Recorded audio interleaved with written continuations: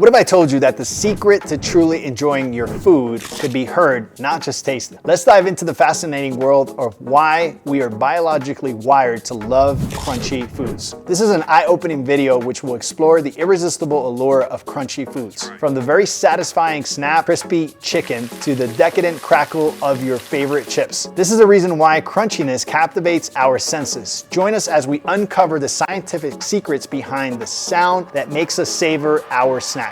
You'll discover how companies like Frito-Lay meticulously engineer the perfect crunch, how evolutionary biology influences our snack choices, and how the sound of food affects our perception of its freshness and quality. Prepare to have your mind expanded and your appetite whetted as we crunch our way through the science of sound and eating. Here's why I truly believe we crave crunchy. Our brain is really good at getting bored. I don't know about you, but we're easily bored. Food that has a single consistency, texture, or color or smell would probably be the most boring and dull thing. Instead, if you add a little bit of a satisfying level of stimulation, not just in your tongue or in your nerves even, but more importantly in your head and in your ears by simply getting things to crunch. The nerves in your head have specific sensors, and when you crunch, those sensors are triggered. That crispiness, that crunchiness of food, and let's add another layer of sensory enjoyment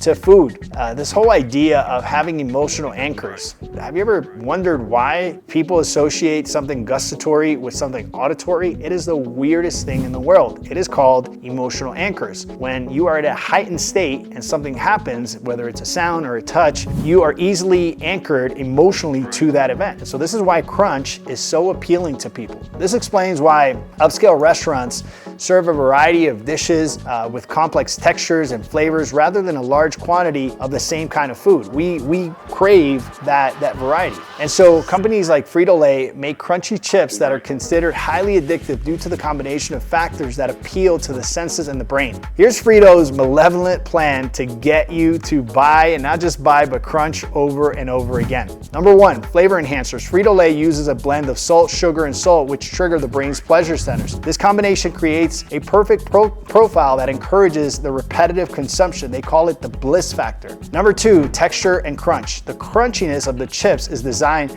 to be satisfying and enjoyable, and the sound and the feel of the crunchy creates a sensory experience that many find hard to resist. Number three, variety of flavors. Frito offers a wide range of flavors and caters to different taste preferences, increasing the likelihood of repeat purchases. Remember, this is all about money for them. They are a for-profit business and they want you to come back over and over again. Number four, portion sizes and packaging. They even pay attention to the packaging and portion sizes to facilitate large consumptions without awareness, contributing to overeating. I don't know if you've ever sat in front of a television, but the bag just disappears very quickly.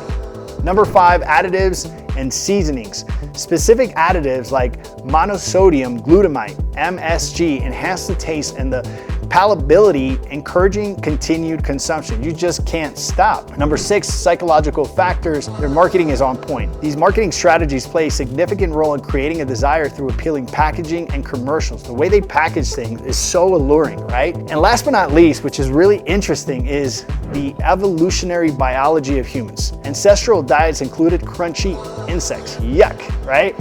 Our preferences for crunchiness may stem from this history of seeking food sources during scarcity. In other words, when we were primitive human beings, we would have to eat whatever was in our path, and oftentimes it was that crunchy grasshopper. So to promote healthier habits, consider these strategies, right? If you are hooked on the chips, I want you to think about this. When you're craving crunchy chips, visualize crunchy grasshoppers. I'm gonna explain that in a sec. Number two, instead of chips, cookies, offer celery sticks or nutritious snacks. Number three, remember that cravings typically last only 5 minutes. Distract yourself with a nutrient-dense meal until the urge passes. To sustain healthy changes, cultivate positive habits within your own mind. become your own internal marketer. This is a tricky concept, and this is what I meant by think of a grasshopper instead of thinking of chips when you want something crunchy, because we have a tendency to promote the things that we shouldn't have in an incredible way. We become great marketers in our own mind. We think of chips and all we can think about is that crunch and the taste and the salt and all those things hitting our palate, and we promote that so well that it produces action. We all of a sudden get up, we go to the pantry, and next thing you know, we're digging into a bag of chips. So what I mentioned there in point number 1, instead of thinking of the crunchy chips, think of crunching on a crunchy grasshopper. I know that sounds gross, and that's the whole idea. The more vivid you can make that, the less appealing that crunch becomes. I say this because inside of the Empty Your Bucket nutrition plan, this is one of the things that week after week I hear from our clients. JT, can I incorporate something crunchy into my diet? And sure, when you give them all the options, the celery, and you give them the kale chips and all the healthy options, people are like, no, I want something else. That's because they are highly dependent on these emotional anchors that they've created through crunching chips. So how do we get away from that? We become a better marketer in our own mind of the things that we actually want to bring to fruition. However you want to show up, if you want to show up differently, you're going to have to become a marketer in your own head, and you're going to have to market yourself away from those things that are possibly getting you in trouble right now.